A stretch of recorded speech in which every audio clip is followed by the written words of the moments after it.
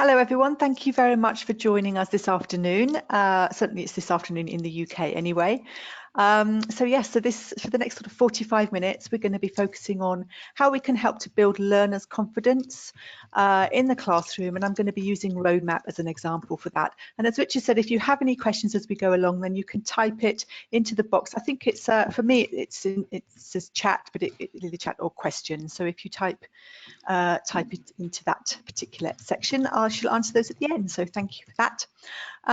Okay, so building learner confidence then. As we know, we have lots of different types of learners in our class, and one way that learners can be different is in their levels of confidence. Some have, high levels of confidence and other not so much. And so we really want to help to build the confidence in those learners so that everyone feels good about learning English and feels confident in the ability to learn English. And I think actually thinking about learner confidence is quite interesting. It might not necessarily change completely the way that we teach, but it might make us think a little bit more about some of the things that we do. Maybe we can fine-tune some of the things that we do to ensure that our learners are developing that confidence. So I'd like to start the session by actually just making sure that we understand what I mean when I'm talking about confidence or self-confidence. We're not talking about self-esteem. It's not about how much a learner likes themselves. It's about self-efficacy. And Bandura, who's written a lot about self-efficacy, he defines it in this way. He says that it's a belief in one's capabilities to organize and execute the courses of action required to produce given attainments, which is a lot of quite fancy words to say that it's basically a learner's belief in their ability to do tasks that will help them to achieve a goal. So they're actually making some achievements and they feel that they can believe, or they have the belief that they can actually achieve that goal. So that's what we're talking about today. So looking at sort of what research and theory says about what we know about self-efficacy, there is a correlation between self-efficacy and the things on the slide here. So the first thing is goal setting.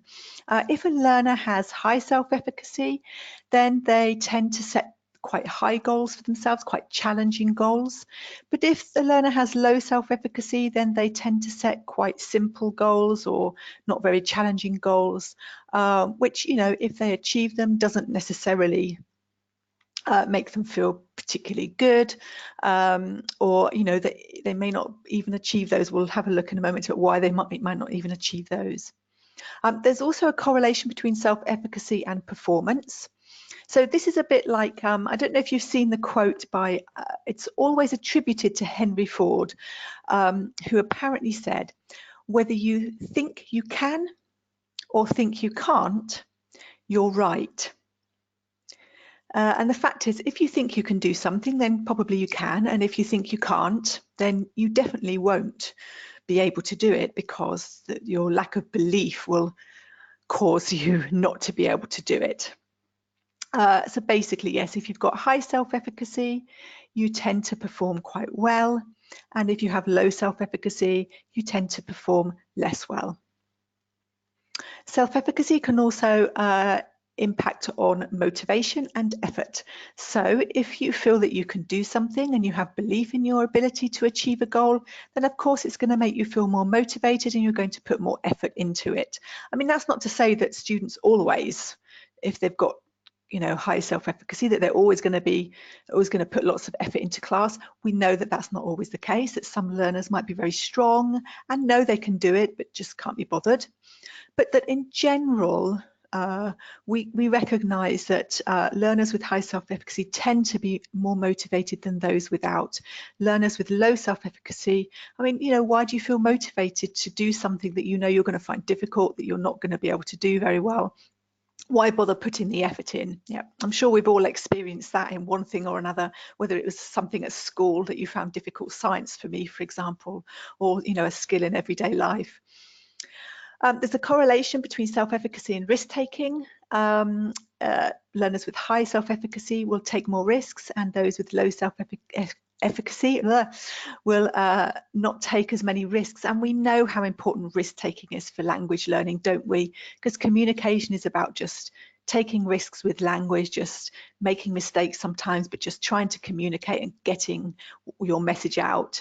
And if learners are not willing to put themselves out there to take those risks, then obviously they're not going to have the same rewards. They're not going to develop as quickly as the other learners. And when they don't develop as quickly, of course, that then has an impact on self-efficacy as well.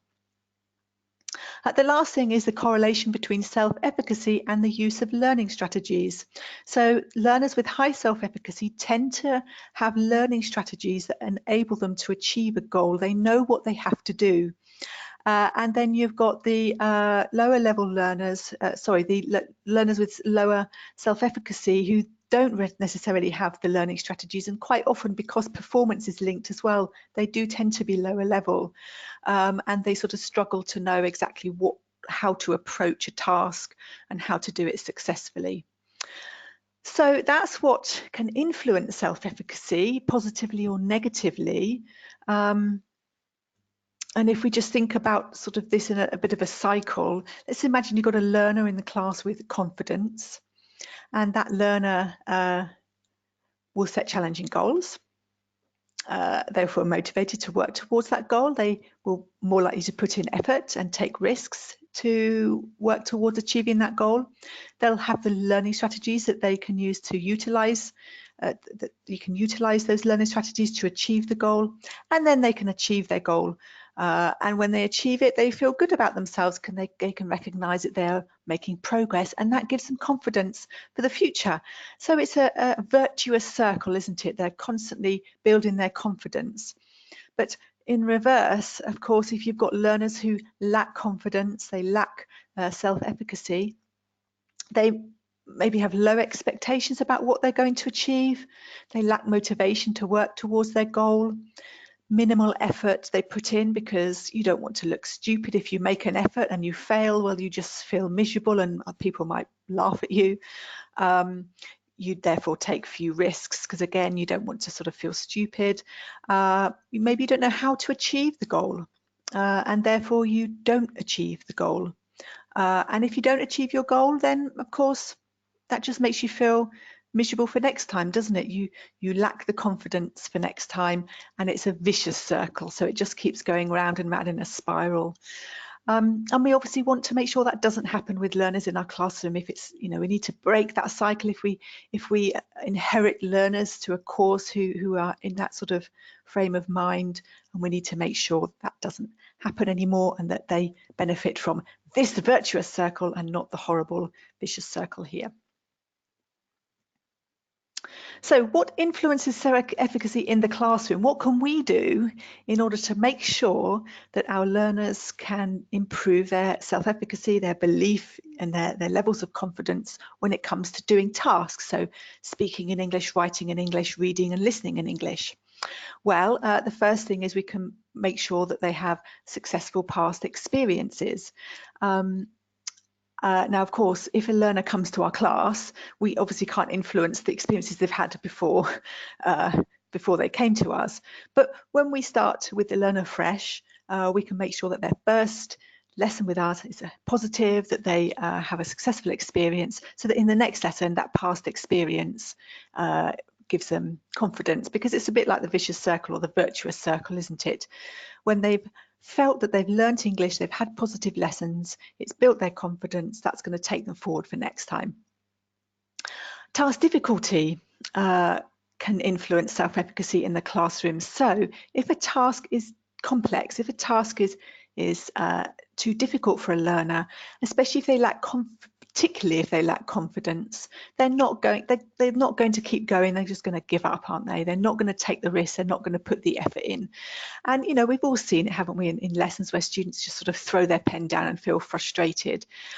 So we need to think about what we can do to make sure that the task difficulty is actually appropriate for learners in our class. That obviously all learners are going to work at different speeds, they're going to work at different levels in a way, but that we can sort of make sure that they're all working at a challenge that is appropriate to them. Positive feedback from others is very influential in the classroom.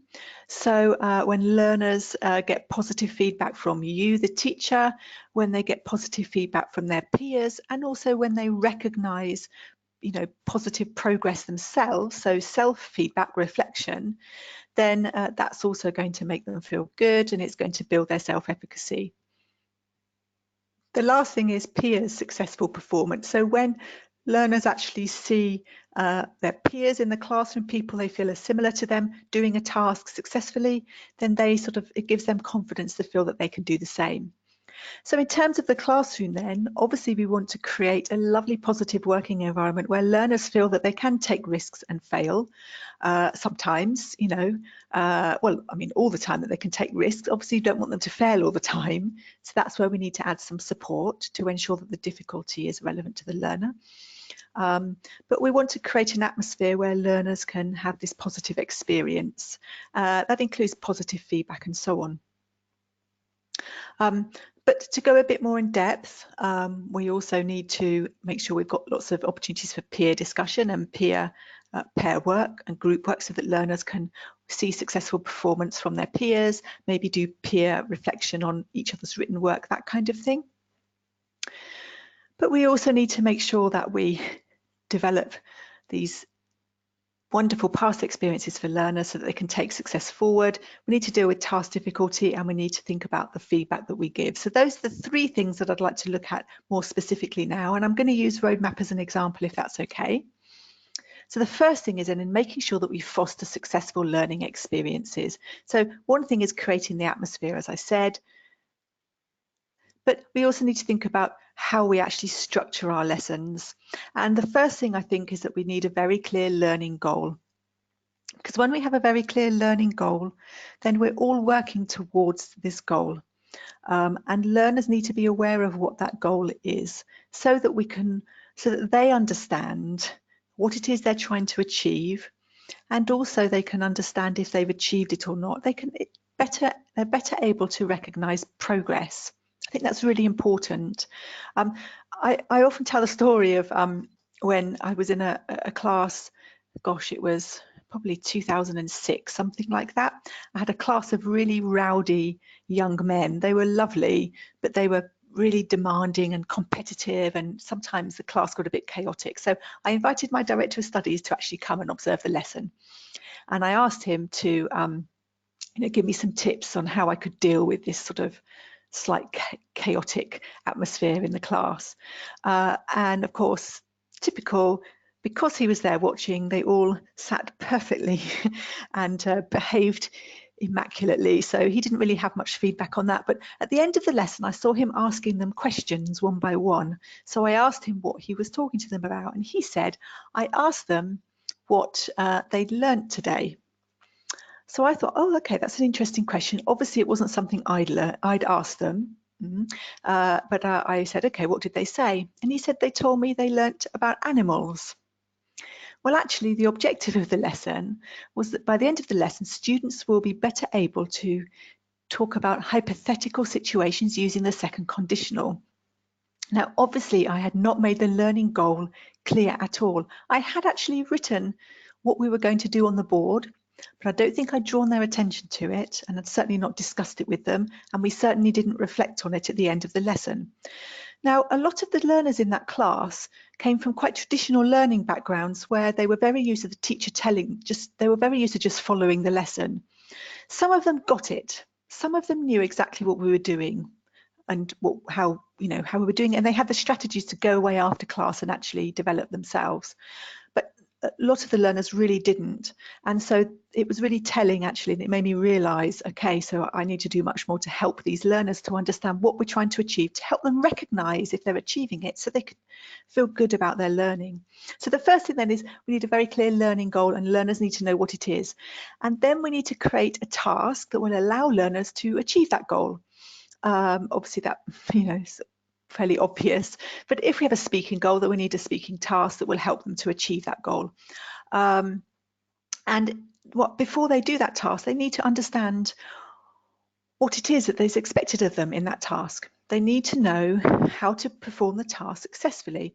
Let me give you an example. Okay, let's imagine that you've got a B1 class of students and you ask them to compare two places that they know, and it's all, you know, using comparative language. And they say something like, well, London big, my village small, London busy, my village quiet, my village boring, London exciting. Okay. Now, you could argue that I have successfully compared two places because you understand what I'm saying. Communicatively speaking, that is successful, but it's not using the language that you would expect a learner to use at B1 level. So it's important that learners are very clear about what is expected of them. It's important that they understand what the task is and how to complete it, that they have preparation time to allow them to complete it, and that they have sufficient time in order to complete the task, and then think about, you know, reflect on that.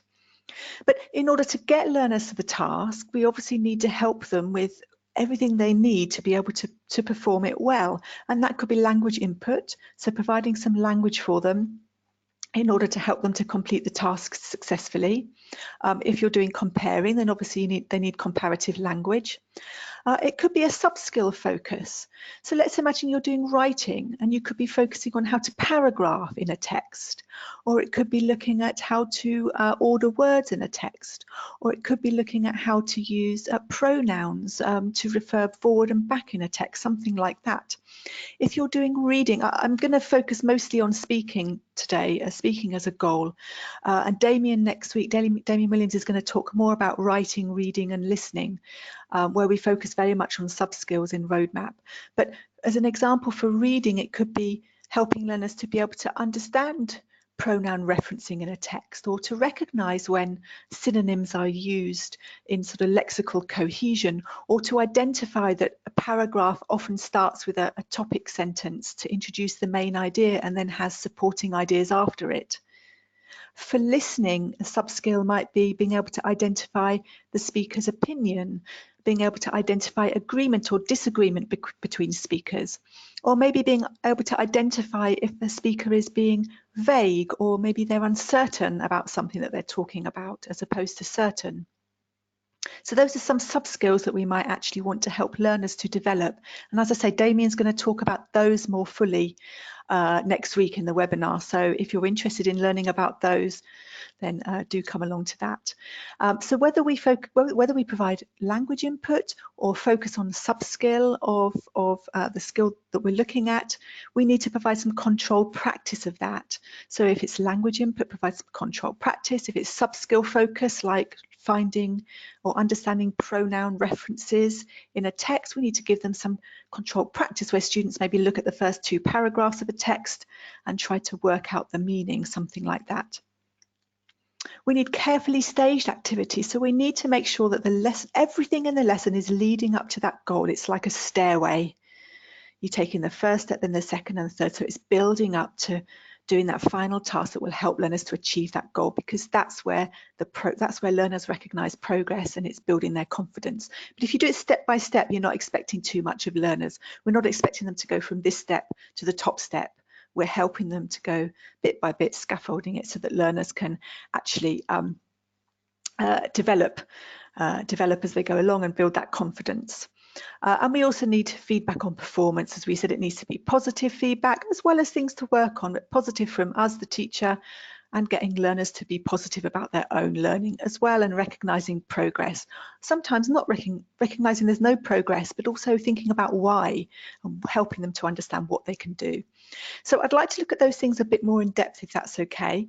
And I'm going to use one lesson from Roadmap as an example, and it's a speaking goal. So we're going to look at that a bit more clearly. Now, I'm just going to talk you through how we sort of scaffold these lessons, how we scaffold the lesson so we can see how confidence is being built. But then I'm going to talk about task difficulty, and I'm going to talk about how we might actually add support or take support away to help with that. But let's just sort of look at the tasks first. So this is a lesson from A2+. It's about a busy week. And the goal of our lesson is making arrangements. So we can turn that into a can-do statement for learners. I can make arrangements. We can make it more specific if we want. I can make arrangements using, and we can specify the language that we want students to use. But a very simple goal here is to make arrangements. So by the end of the lesson, hopefully students will recognize that they have made arrangements and that they are able to go away and make arrangements beyond the lesson. And if they need more work on that, they'll go away thinking about what they need to continue to do well, but also what they can work on and how they can do it.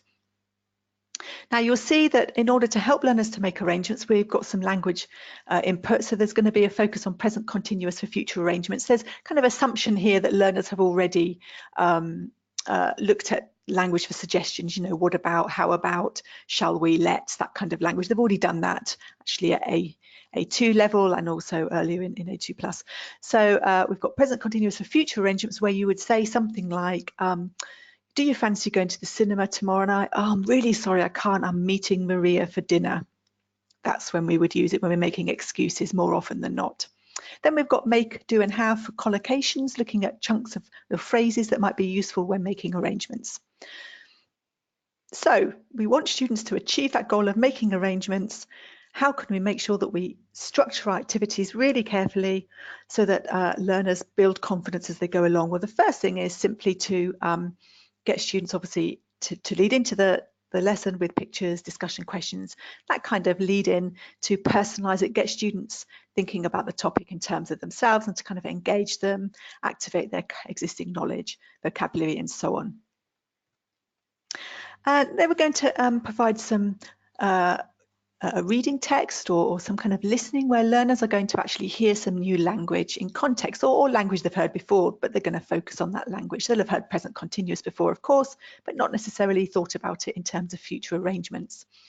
So this is a blog post where learners are going to read the blog post and the comments in reply to the blog post. It's all about somebody who's really stressed, they've got a busy week, they just feel that they're overwhelmed and they don't quite know how to deal with, deal with having such a busy schedule all the time, and people are giving tips of what they do. So the first thing obviously is to get students to read this text and to ask some simple comprehension questions just to make sure they've understood it. Because if they haven't understood the text, then obviously analysing the language is going to be difficult. So first, making sure students understand the text, then we're going to look more carefully at the language. And the first thing we want to do is to get students to notice the language, because it's good practice, isn't it, to get students noticing, but it's also going to be a bit more memorable if students actually recognise it in the text. So here we've got some nouns, and learners are going to then go back to the text, find those nouns and identify which of the verbs go with those nouns. Is it do, make or have? And as I say, we're going to look at how we can deal with task difficulty shortly, so we will come back to that exercise later. So once learners have actually noticed and they've got the chunks of language, now we can actually get them to create some questions and they can complete the questions. So again, it's sort of thinking about the collocation. They can obviously use the notes that they've made here to help them if they're struggling a little bit, or they can do it without. And once they've got those questions, they can then work in pairs and take turns to ask and answer the questions. And they can ask follow-up questions as well. So obviously before learners do this, we can actually get them to prepare follow-up questions. We could provide them for learners if we feel that they're a bit weaker, but we could actually get them coming up with them. We could brainstorm together in class, or learners could come up with some one follow-up question for each of the question here in the exercise themselves, and we can sort of check them in the whole class. So again, it's not expecting too much of learners, but we're scaffolding it. So they've got the questions, they're creating follow-up questions. We've got here a little bit of support by showing them exactly what is expected of them in this task. Who do you usually have lunch with? Friends from my class. Where do you eat? Follow-up question. We usually go to a cafe near the college. So we're actually giving them an example of what they need to do, so that we're demonstrating this is what was expected of you. So then they know it's very clear, they can do the task, they can feel that they have they can start to build their confidence with that. Then we've got some grammar input, so we want to provide input for learners, and that's going to be done in a sort of a guided discovery way by learners actually looking at the language in the blog post and the forum discussion, and getting students to look at how the language is used, how it's formed, and so on. Then, of course, we've got pronunciation focus, because if we want learners to actually use this language, we want them to be able to recognize, if they're going to be listening to their partner, we want them to recognize how they're going to hear it, and we want them to be able to produce it themselves. And obviously one of the things that we do is we contract the weak form of be in the present continuous, although a lot of learners don't do that. It sounds much more natural when they do, and they're going to hear it, it's going to be the weak form. So they listen to sentences and they notice which of the forms they hear. Is it the contracted form or not? They recognize that the ing verb is stressed, not unstressed, and then they listen and repeat. So it's not they're not working in pronunciation isolation. It's very much about helping learners to understand. Before they can use language, they need to understand the meaning, the form, and the pronunciation, don't they? They need to know those three things. So it's helping them with that, so that when they get onto the practice, they are well able to form the language and to try and then produce it orally. So we've got a sort of a mechanical control practice here where learners are focusing on form. So it's not really about meaning, they're focusing on how to actually produce the present continuous. But the second example is then producing personalized sentences where they are describing some arrangements they have themselves tomorrow, next week, next month. And there's an example there. Again, providing an example, make it very clear to learners this is what is expected of you. Again, we can deal with task difficulty with some differentiation, which I'm going to talk about in a moment. So now learners have already had language input, the language they're going to need to do the speaking task. The speaking task could be done in another lesson. I mean, it doesn't all have to be done in one lesson. It depends obviously on the time of your lessons that you have or the length, duration of your classes. But by the time students actually do the speaking task, they've had language input and already they've had oral practice. They've had feedback on that oral practice from you. So they've got some idea of maybe some of the issues they have with using the present continuous or using some of the collocations that they looked at. So they've already had that practice, that they're starting to build their confidence because they've managed to get out some sentences. So now when they do a speaking task that's a little bit longer and a bit more in depth, hopefully they've already gained some confidence during the lesson. I think the key thing with speaking is that students need to have preparation time. And I said before that learners need to know how to complete the task. Well, the task here is that learners are going to make arrangements with other students in the class. And in order to do that, or to know how to do that successfully, they will listen to a model. And this is a model between Jade and Sam. And that is what we always try and do with the roadmap. We provide, there is a model text on the page, there is a model recording. Sometimes it's also introducing the language, it's also providing the language input, and sometimes it's given just before they actually do the task. But either way, learners can listen to that model and it helps them to recognize how they can get it right. And if you can see from exercise 7B here, students number the suggestions in the order you hear them. Students actually here have some revision. They can see the language they're going to use as a little, a little example here. So they've got things like, shall we go? Okay, let's meet. I'm meeting at 11. So they can see some of the language and phrases that they can use. It's kind of revision, but also seeing how the present continuous is used in action here as well. So a clear model. Preparation time for students to plan the task. So here they're going to start to fill up their appointments with their calendar with 8 appointments, and then they're going to speak to partners in the class and try and fill up the rest of the time, try to create as busy a week as possible. That's the task.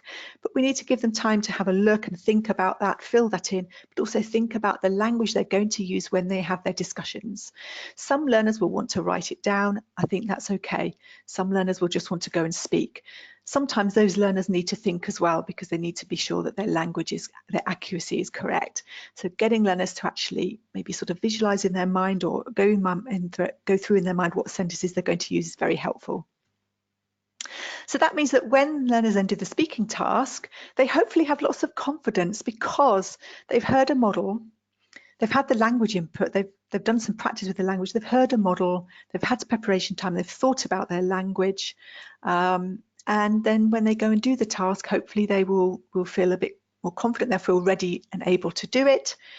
And when they finish, they can reflect on that, and hopefully they will recognize that they did something in that lesson that they couldn't do before. Maybe they could make arrangements, but maybe this time they've used a wider range of phrases, or this time they've used full sentences, they've used grammatical sentences. This time they've done it with more, they've just felt more confident maybe. Maybe they did it, their competence was quite similar, but they just feel better about it. So that's how in Roadmap we try and structure lessons to build confidence among our class. But of course, you've got that problem of task difficulty, because even if you have a class of 2 or 3 learners, you've still got a mixed ability class, haven't you, to some degree, because they're not going to have the exact same strengths and weaknesses. And if you've got a large class, even though they're streamed and you've got all A2 plus, for example, they're going to be, they're going to be some who are stronger and weaker in terms of competence, but also in terms of self-efficacy too. So how can we differentiate support? Well, there are 2 things we can do. We can make a task more challenging for some learners, or we can add support to make it easier for other learners. And what I always suggest really is getting learners to choose which they want to have or to be. So there are times when we as teachers might want to group learners or pair learners without announcing, well, you're the weaker table and you're the stronger table, but we might put them into groups and we might offer a little bit more support in a sort of a sneaky, quiet way to one table compared to another, for example. But when students self-select and choose whether they want the support or not, I think it can be incredibly useful, because learners feel that they are taking control over their learning. I think it also helps them to understand more fully their learning. I think that they soon recognise what they're strong at and what they're less strong at, and what perhaps they need a bit more help with. And I think that's always a good thing. So let's look at some of the example exercises we just looked at. As we are going through this nicely scaffolded lesson, when we're doing some of the tasks, we might want to ask students to actually work slightly differently. So here, when learners have to find the nouns in the forum post, underline them and identify which verb goes with them to create the collocation, we can actually make that a bit more difficult for some students. We can actually say to those students, cover the reading text, please. Look at the yellow box and which verb do you think goes with each one? Predict first, and then read and check. Now, the reason I'm suggesting that is because it makes it a bit more challenging for those learners. It also means that those learners who choose to do it that way spend longer doing it. And it means that weaker learners actually have longer to finish the exercise. Now, it means that the stronger students aren't finished quick. It depends how you do it. So I've seen teachers, and I know I've done this myself, who actually stop exercises when the majority of students have finished, which means that some learners never actually finish the exercise. And can you imagine, if you don't finish the exercise regularly, you're going to start to feel that you're not as capable as the other students in the class, and you're going to start to lose confidence in your ability to do those tasks, and that starts to create this vicious cycle, and we want to avoid that. By adding challenge, but if you're a teacher who waits until everyone's finished, then the stronger students might be sitting there doing nothing and feeling a bit frustrated that they're not being challenged enough. So it can just push them a little bit and challenge them a little bit more. So that's one way of doing that. And as you can see, I'm not creating 2 completely different exercises. I'm just asking students to do it in a slightly different way. So I'm saying, right, if you want to challenge, cover the text, guess first, and then see and check if you're right or not. And I could give an extended task. What other nouns go with do, make, or have? Make a list, something like that, so that all learners are working at a sort of appropriate level of challenge to them. With this exercise here, when learners are actually asking each other these questions in pairs, let's imagine that we've got a strong student with a weaker student. Well, we could actually ask the stronger student to work from prompts. So we could put some prompts on the board. so that the stronger student closes their book and they can look at the board and they can try to make the question from the prompt. So you might write, who usually lunch with? And students then have to create the question from that. So that's going to challenge them. But the weaker students have the questions in their notebook, and so they can ask their partner. And actually it's interesting because their partner is going to ask the question and try and make it from the prompt, and who's going to correct them and help them get it right? The weaker student with the answer on the paper. So sometimes that can give them confidence because they're telling the other person. Of course, we can have weaker and weaker together and stronger together if we prefer. There's advantages and disadvantages to both of those things. But anyway, we could put prompts on the board and get stronger students to try and work from the prompts. Everybody completes the task, everybody asks questions and answers them, and everyone hopefully feels that they've achieved that goal, so confidence isn't affected. When students then tell their partner about some arrangements they have tomorrow, next week or next month, we've got one example here, but I think the important thing is that we give students some thinking time here to prepare so that the less confident students actually make some notes about things that they can say. And we could put some prompts on the board here to help them. We could give them some chunks. So here you could have meeting a friend, seeing a relative, watching a football match. You could give them some chunks of phrases that they could use to make sentences about, gives them some ideas of some things to talk about, and helps them a little bit with the language there as well. So that will hopefully help them to do the task and keep building on that confidence. And I mentioned before learning strategies that often weaker learners don't necessarily have the learning strategies that they might need in order to complete an exercise. Well, you know, maybe present continuous isn't the most difficult form in terms of tense, but you know, if some learners are, I think of some of my learners who are quite fluent and communicative, even at sort of intermediate levels, but actually their grammar is quite shocking, you know, they're really inaccurate, and they really struggle with form. And those learners, you know, need to really focus on form. So we can obviously, on our whiteboard, we can very clearly write the form so that learners can follow it when they're doing the exercise, or perhaps even better, showing them where they can find that information in the back of their course book, in the grammar file section, so that they can see exactly, you know, what it is they should be doing. And then, because they know where to go then in the future to find that information.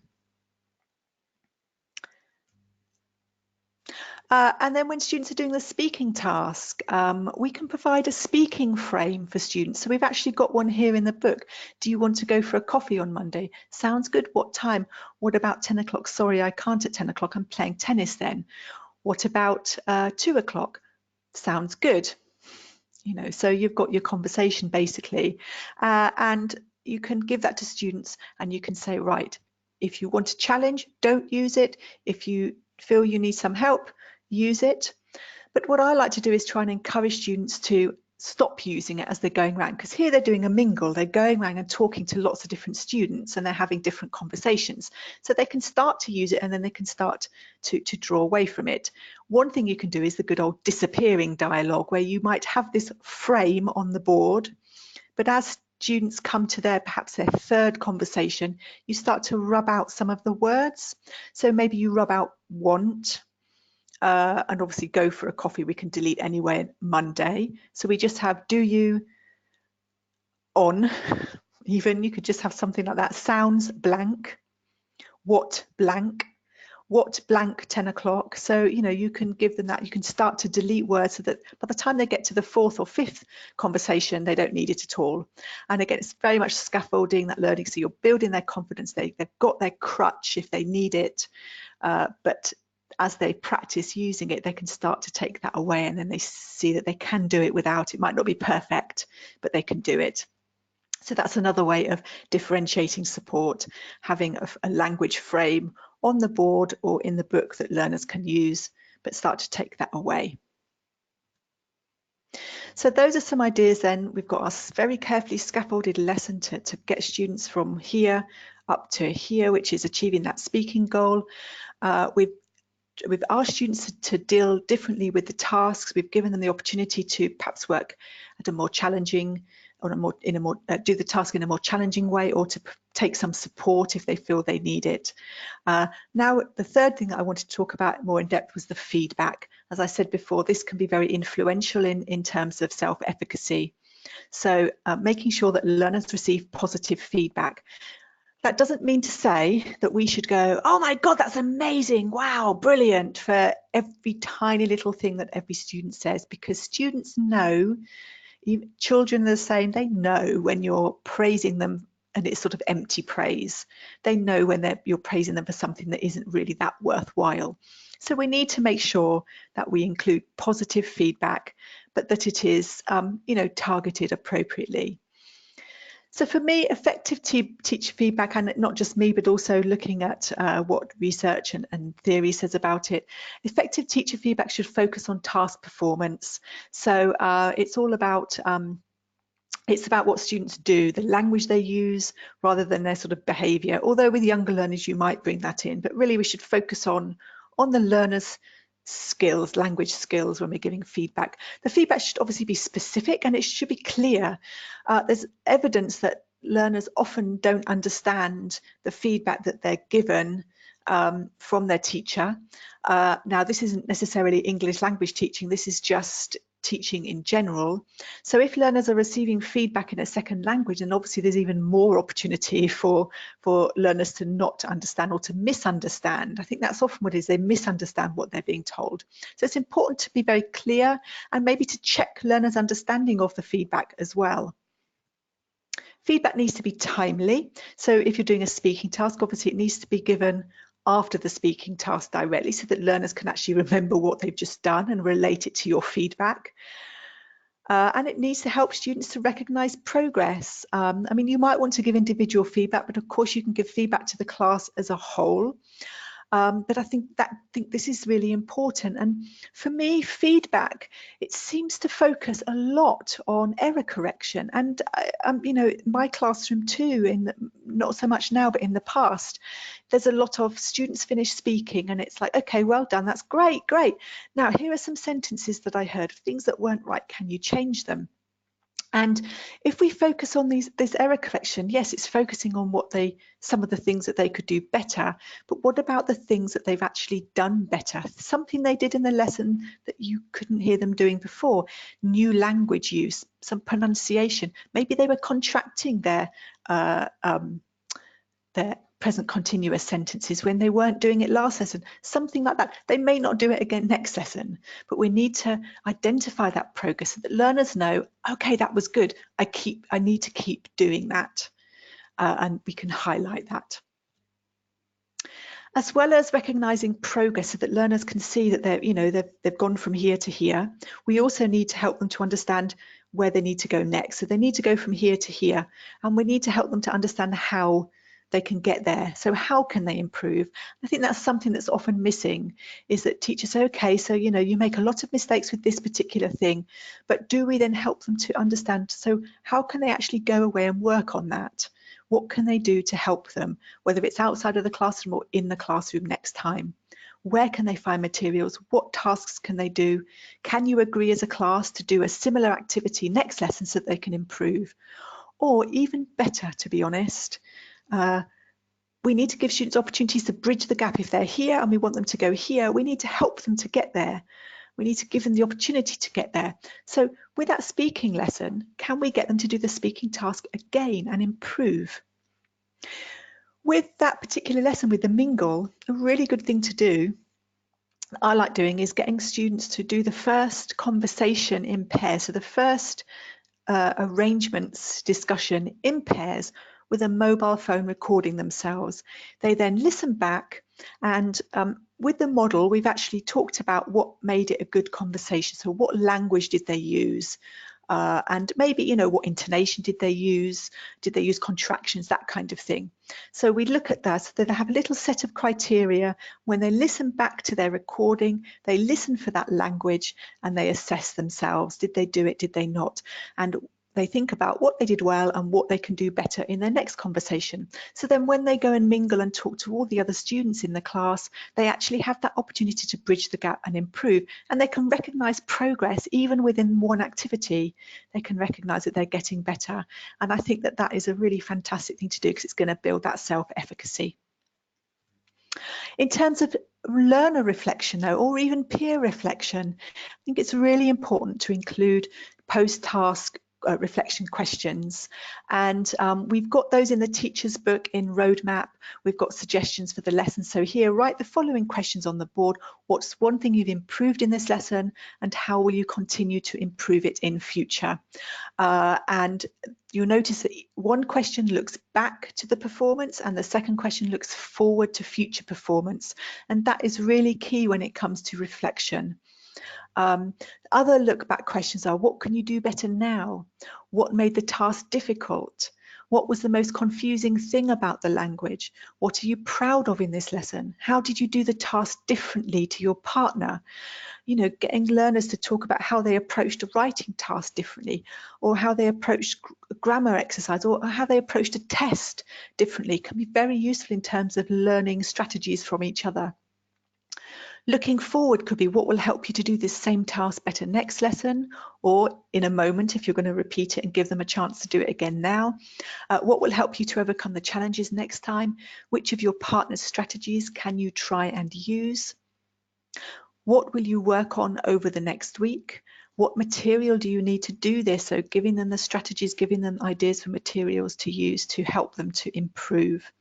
So getting students to reflect, I think at the end of the lesson, is really, really important. Even if it's just 1 or 2 minutes, a quick look back. It could be sitting quietly and thinking on their own. They could fill out a little questionnaire and write their answers to their question, or they could discuss it with a partner or in a group. I mean, if it's with a partner, it would be much quicker. And it could be done in your learner's mother tongue if you have monolingual classes and they are low level. I think reflection is really important to help to develop metacognition. It is not necessary to do it in English if learners don't have the language to be able to do that. Of course, we can help them to develop that language, but you know, if you've got elementary students, it might be difficult. So I think it's perfectly fine to do reflection in L1. And the last thing then I want to say is about measuring confidence levels. If we're helping learners to work towards building their confidence levels, and I should say, sorry, by the way, that these reflection questions should really focus on progress as well, you know, helping learners to recognize progress. Because when they recognize progress and when they recognize what they need to do, but also know how to do it, they're going to feel more motivated and more able to actually do it. So that's why these reflection questions are really important. But we can also ask learners to identify their confidence levels as well. So if you give them a set of can-do statements, so in Roadmap we do this at the end of every unit, but you could do it at the end of the lesson. They look at the main objectives from the lessons that they studied in the unit, and they decide how confident they were. So they write a number down in their notebooks. They could hold up fingers if you wanted. It's a little bit more exposed. But you know, if you have a nice class with a very nice atmosphere, learners may feel that they're happy to sort of share that with each other. That's fine. They tend not to look at each other anyway, to be honest, in my experience with adults anyway. So they say 1, not confident, and then 5 is very confident. But what is also really good, if you try this with students, is to get them to do it at the beginning of the lesson. We're going to make arrangements today. You might give them an example and you say, okay, how confident do you feel you can do that in English from 1 to 5? And they write the number down in their notebook, and you do a quick monitoring and just get the general idea. You can see which learners are struggling with their confidence levels, and you can see the learners who are overconfident. Sometimes learners do grade themselves quite highly, even though you know that their competence levels are not matching that level of confidence. There's something called the Dunning-Kruger effect, which is the effect that learners who are less competent often rate themselves as being much more competent than they are, or above average. And that's because they don't know what they don't know. And sometimes learners think making arrangements is easy, but then when they do the lesson, they start to realise that actually there's a lot more to it. By the end of the lesson, sometimes their grading goes down, but this is a good discussion point for you and that learner. It's good information for you when in getting to know your students well, but the majority of students will go up one number, sometimes more, but it's usually one. Because let's face it, after one lesson, they can't do something perfectly. But when students recognise that their confidence levels have gone up from one grade to another, that's going to help to build their self-efficacy as well. So a quick review then. To foster a successful learning experience that learners feel motivated next lesson, they recognise progress, they feel that they recognise that if they put effort in, if they have the right strategies, and that they identify their progress, it's going to keep building this confidence. But in order for that to happen, we need to make sure we've got a clear learning goal for learners, that we set a task that will help learners to achieve that goal, that learners understand how to do it, that they have preparation time before they do it so they're ready for it, that they have plenty of time to do it and do it again to improve if you feel that's appropriate. In order to achieve the goal, they need to be able to do the task successfully, so they need language input or some help with sub-skills, control practice of those things before they even get to the final speaking task. We need to make sure that we scaffold the activities carefully in class. It could be in your course, but that you need to add some activities in order to scaffold it better, or it could be that you need to, there are things you could take out that you feel are not necessarily going to help them at this time to achieve that goal. As you can see in Roadmap, I think everything we do helps them to achieve that goal, so it's very carefully scaffolded. And then we need feedback on performance. We need positive feedback on performance from the teacher and getting learners to recognise positive progress themselves to help to build their own self-efficacy. And hopefully if we have all of that, then we can help learners to continue to feel confidence, to build that confidence, which will help them in their competence levels as well. Thank you very much. If you do want to know more about Roadmap, then please do go to the website address here on the screen.